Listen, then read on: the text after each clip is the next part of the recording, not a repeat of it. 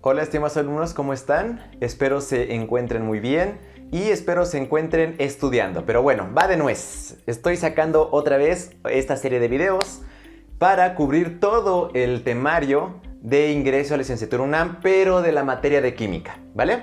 Entonces, bueno, para los que no me conocen, me presento rápido. Mi nombre es Salvador Rea y soy profesor de física, química y biología. Soy egresado de la UNAM. Ya tengo algunos años impartiendo estas materias de química, física y a veces biología. Pero bueno, para los que me conocen, un saludo a todos los que me han seguido y apoyado. Un saludo a todos mis estimados alumnos, estudiantes. Pero bueno, basta de la introducción. Vamos a comenzar primero con ciencia. ¿Queda claro? ¿Qué rayos es una ciencia antes de abordar la química? ¿Qué rayos es una ciencia? Pues va a ser toda aquella disciplina que utiliza el método científico para explicar fenómenos que nos rodean, para explicar fenómenos naturales. ¿Queda claro? Toda disciplina que usa el método científico se considera ciencia.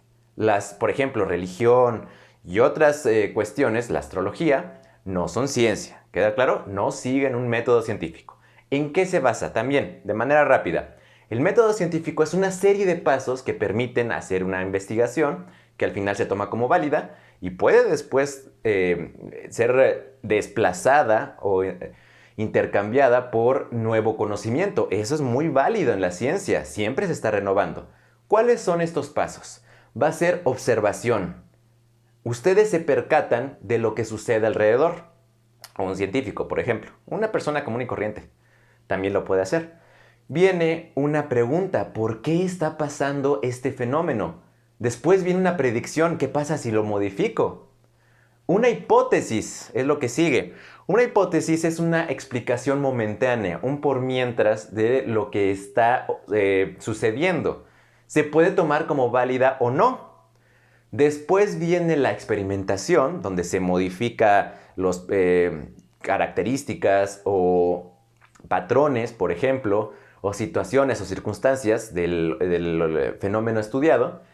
Se obtienen resultados y si los resultados no concuerdan con la hipótesis, hay que regresarse, replantear la hipótesis y volver a hacer la experimentación y el análisis de resultados, que es lo más común que ocurre.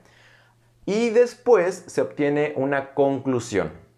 Bien, eso es ciencia. Todo lo que sigue un método científico. Ahora sí, ¿qué es la química? La química es la ciencia que estudia la materia interna, su estructura y sus cambios que ésta experimenta. Bueno, en otras palabras, ¿qué significa?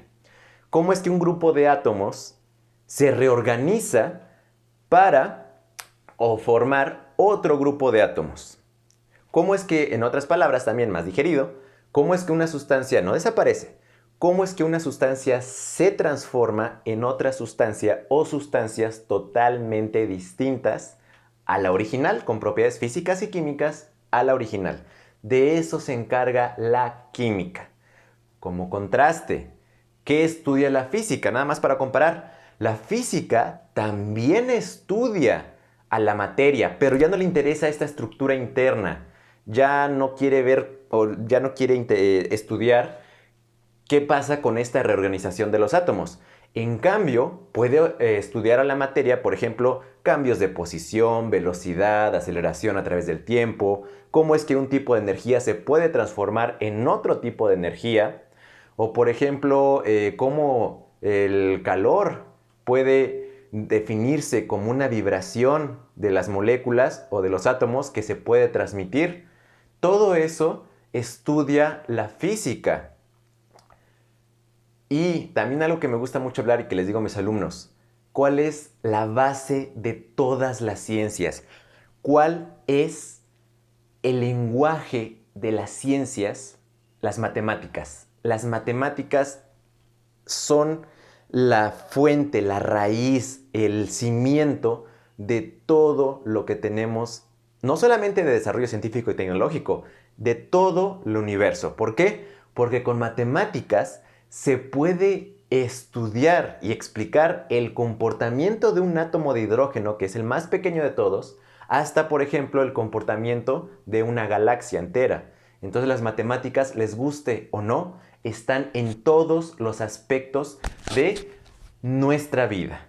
Por eso son muy importantes. Ya a partir de las matemáticas comienzan a hacer todo lo demás.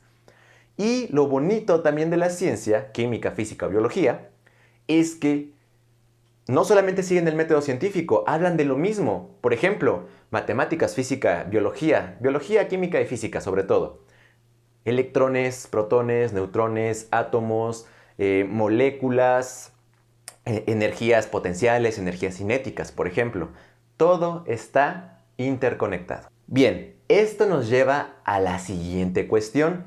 ¿Qué es un cambio físico y qué es un cambio químico? Pues bueno, el cambio físico es cuando la materia o la sustancia no cambia ni antes, ni durante, ni después del cambio físico. Sigue siendo el mismo tipo de sustancias. Por ejemplo, cuando ponen a hervir agua, mucha gente dice, bueno, cuando se hierve el agua y se evapora es un cambio químico. No, no es un cambio químico. ¿Por qué? Porque la sustancia es la misma antes y después del cambio. El agua es H2O en estado líquido y después es H2O en estado vapor. No hay un cambio en su estructura interna, por lo tanto es un cambio físico. Punto de ebullición. El siguiente, punto de fusión. Ustedes tienen, imaginen, un lingote de oro. Está en estado sólido. Lo funden, sigue siendo oro, siguen siendo átomos de oro. Por lo tanto, sigue siendo un cambio físico. Punto de fusión y punto de ebullición. Ya llevamos dos. Otro es el color. El color es un cambio físico. ¿Por qué? ¿Cómo es que mi camisa, bueno, hay una parte roja, otras partes blancas? ¿Por qué las plantas son verdes? ¿Por qué un automóvil que pasa en la avenida es azul? La luz blanca que nosotros percibimos es un pequeñito,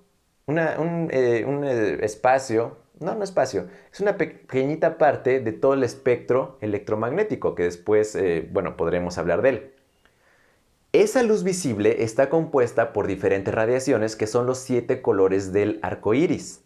Cuando nosotros lo percibimos, la luz blanca tiene una mezcla de todas esas radiaciones, por eso la vemos blanca. Y cuando llega a una superficie, por ejemplo mi camisa, las partes rojas, esa parte de los 7 colores está absorbiendo 6, excepto el rojo, lo refleja. O la clorofila de las plantas tiene el color verde, ¿por qué?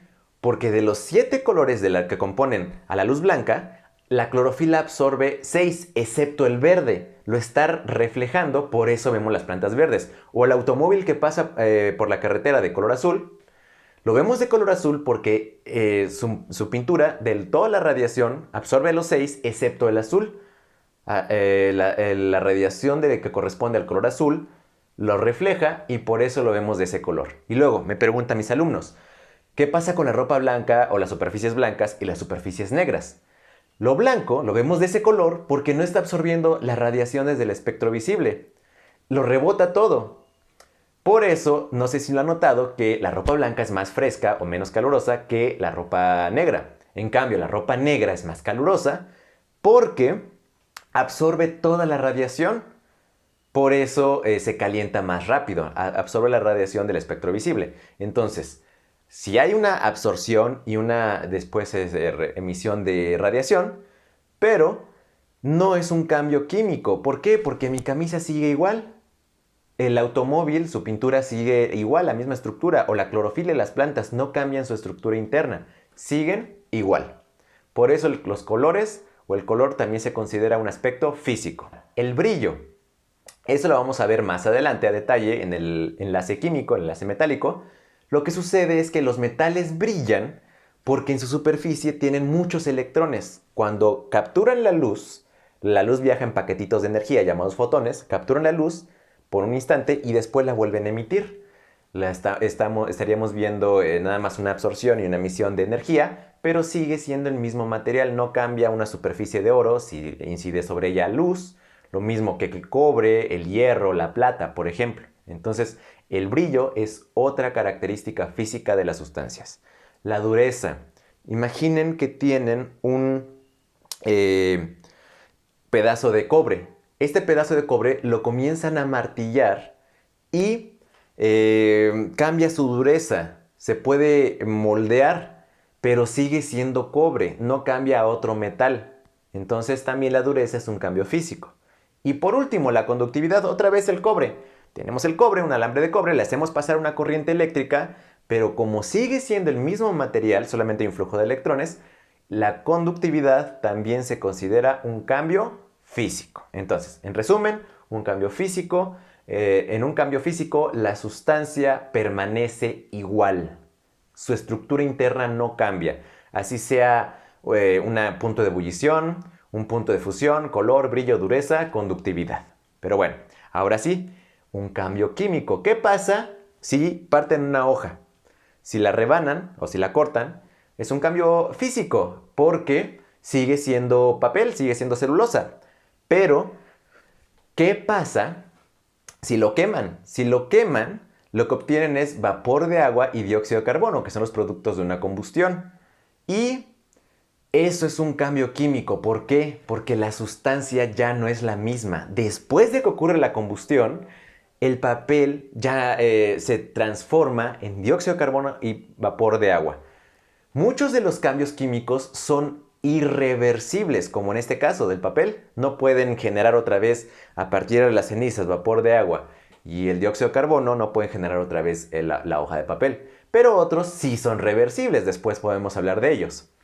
Entonces, combustión es un ejemplo de cambio químico. La reacción es ácido-base. Cuando ustedes ponen un Alka-Seltzer en el agua, comienza a efervecer. El gas que se desprende es dióxido de carbono. El dióxido de carbono ya no se parece ni al agua ni al bicarbonato de sodio original de la pastilla. Por lo tanto, hubo un cambio en la estructura interna de la materia y es un cambio químico. Otro ejemplo es la corrosión. Es también un ejemplo de reacciones redox, que lo vamos a ver más adelante.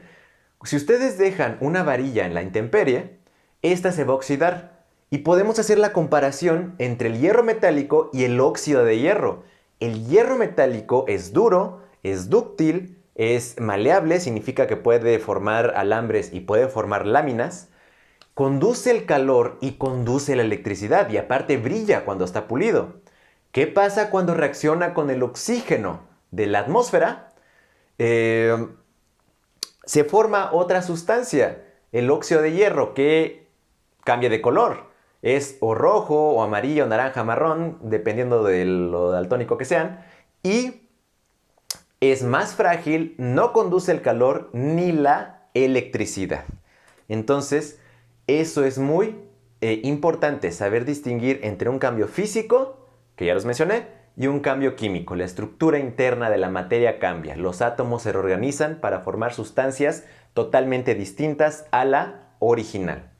Y por último, he estado hablando mucho de sustancias. ¿Qué rayos es una sustancia? Que la sustancia cambia, que si no cambia, que esto y que el otro. Pero bueno, ¿qué es una sustancia? Se define así como un tipo de materia con composición constante. ¿A qué me refiero con composición constante? Que va a ser lo mismo de un extremo a este extremo. Por ejemplo, si tuviéramos un lingote de oro. De este pedazo a este pedazo, el lingote de oro va a tener las mismas propiedades tanto físicas como químicas, bien diferentes al aire que lo rodea, por ejemplo. Y es más, todo lo que nos está rodeando es algún tipo de sustancia. El aire que respiramos, nuestra ropa, nosotros mismos, nuestra sangre, las suelas de los zapatos, todos los hidrocarburos que se obtienen del petróleo. Entonces, eso es una sustancia. Pero bueno, esto es todo por el momento, hasta este video. Espera en el siguiente video porque todavía tenemos que poner las bases, los conceptos importantes de la química. ¿Queda claro? O bueno, del temario, para que ustedes tengan un buen estudio. Esto es qué es un elemento. Vamos a seguir con qué es un elemento, qué es un compuesto, moléculas, y vamos a ir abriendo poco a poco todas estas definiciones. Entonces, cuídense mucho y hasta el siguiente video.